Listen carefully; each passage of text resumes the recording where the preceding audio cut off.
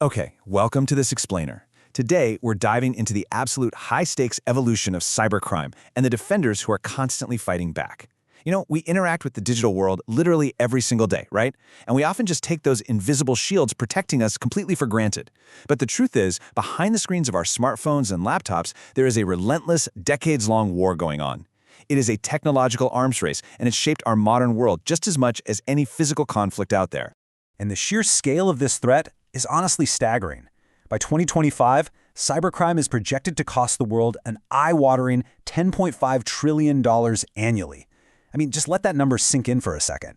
$10.5 trillion. We are definitely not talking about a few isolated hackers in basements anymore. This is a massive, highly organized, global shadow economy that legitimately rivals the gross domestic product of major nations. So, to understand how we got to a $10 trillion problem, we have to look back at how the whole thing started. To trace this massive shadow economy back to its roots, our agenda today covers 5 eras. 1. The Age of Curiosity. 2. The first digital weapons. 3. The Internet explosion. 4. A $1 trillion industry. And finally, 5. The human cost. Section 1. The Age of Curiosity, when hacking was just exploration. Now, before we get into the wild stories of how things escalated, let's quickly set our baseline. Cybersecurity is essentially the practice of protecting computer systems, networks, programs, and data from digital attacks, unauthorized access, damage, or theft. Today, that means everything from network security to training everyday users. Think of it as the giant shield we've had to build to protect our digital lives from constant assault. But the roots of that assault actually predate the modern internet. Long before we were connecting computers globally in the 1940s and 60s, early tech pioneers were exploring vulnerabilities in telephone networks. In the 1950s, this was called phone phreaking. These enthusiasts figured out how to hijack telephone protocols using specific audio tones just to make free long-distance calls. And fun fact, a young Steve Wozniak and Steve Jobs actually built and sold what they called blue boxes, which was phone phreaking equipment, before they ever founded Apple. It was really just a playful exploration, but it totally set the stage for modern hacking. Section 2. The first digital weapons. The cat-and-mouse game begins. So, moving into the 1970s and 80s, networks like ARPANET, the precursor to the internet, are born. Computers are finally talking to each other, and this era gave birth to the very first computer virus. In 1971, a researcher named Bob Thomas created a program called Creeper. Now, it wasn't meant to destroy anything, it was just an experiment. But it could move across ARPANET's terminals, leaving this taunting little breadcrumb trail across the screens. I'm the Creeper, catch me if you can. But in cybersecurity, for every action, there's a reaction, right? To catch this self-replicating creeper, another pioneer, Ray Tomlinson, who by the way is the guy who invented email, created a program called Reaper. Reaper actually chased down Creeper across the network and deleted it. Boom! The world's very first antivirus software. The endless cycle of attack and defense had officially begun. And things escalated super fast throughout the 80s. In 1979, a 16-year-old named Kevin Mitnick tricked administrators into giving him passwords to a major corporate system, which is one of the earliest documented uses of social engineering. Then, in 1988, the Morris worm accidentally infected massive chunks of the early internet. But 1989? That marks a truly dark turn. A guy named Joseph L. Popp distributed the AIDS Trojan via literal floppy disks to medical researchers. It encrypted their files and demanded a payment to unlock them. This was the very first instance of ransomware, which, as you know, is a tactic that absolutely plagues us today. Section 3. The Internet explosion. Global connectivity and global vulnerability. As we jump into the 1990s and 2000s, everything changes. Personal computers are in homes. Broadband is connecting the globe. We built this massive, wonderful digital playground, but inadvertently, we built a massive new playground for criminals. Viruses weren't just pranks anymore. The 1999 Melissa virus arrived in an email, hijacked Microsoft Word and Outlook, and blasted itself to the first 50 contacts in a user's address book. It spread like wildfire, causing an estimated $80 million in damage. The next year, the I Love You bug used the same trick, infecting over 10 million endpoints and causing billions in actual destruction. The threat was global, and man, it was getting expensive.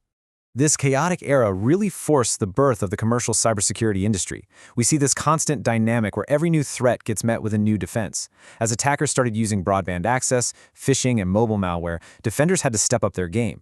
A NASA researcher actually modeled the first software firewall after physical building fire protections. When viruses got too crazy for simple signature scanning, defenders built heuristic detection to spot suspicious behavior. Eventually, they literally had to move defenses into the cloud just to handle the processing power required to keep up. Section 4. A trillion-dollar industry. Warfare and shadow economies. Fast forward to the 2010s to today, and cybercrime has totally mutated. In 2010, the Stuxnet worm represented a terrifying paradigm shift. Hacking wasn't just about stealing data anymore. Stuxnet was code designed to cause actual physical destruction. It specifically targeted and sabotaged centrifuges at Iran's nuclear facilities. It proved that a digital weapon could have devastating, real-world, kinetic consequences. We had officially entered the era of nation-state cyber warfare. And in the private sector, today's attackers operate like full-blown Fortune 500 companies. They use insane business models like Ransomware-as-a-Service, where developers literally lease out their malware to other criminals, complete with customer tech support. No joke. They leverage AI to write code that constantly evades detection, and they use deepfake tech for next-level social engineering. To fight back, cybersecurity pros are forced to automate their own responses using those exact same AI tools. It is quite literally a machine-speed arms race. Then, the global pandemic hits and just supercharges this whole thing. Look at this, a staggering 121% spike in cybercrime volume from 2019 to 2021. This massive surge was driven heavily by phishing campaigns exploiting public anxiety and ransomware targeting all those vulnerable, newly remote networks we were suddenly relying on. And the financial devastation on the ground is just immense. A single data breach now costs a business an average of $4.35 million. When you add up system downtime, lost proprietary data, regulatory fines, and shattered reputations, a severe cyber attack isn't just an IT headache anymore. It is an existential threat to an organization's survival. Section 5. The human cost. Beyond the screen. Because to truly understand this explainer, we have to look past the financial data and corporate boardrooms. Digital crimes inflict deep, real-world psychological wounds. When someone is the victim of identity theft or their private data is exposed, it creates this profound feeling of violation and vulnerability. Plus, dealing with this constant barrage of scams just breeds a huge culture of anxiety and a generalized mistrust of the digital systems we literally have to rely on every single day. And the anonymity of the internet doesn't just embolden thieves, it emboldens abusers. Take the tragic 2013 suicide of Florida teenager Rebecca Sedgwick.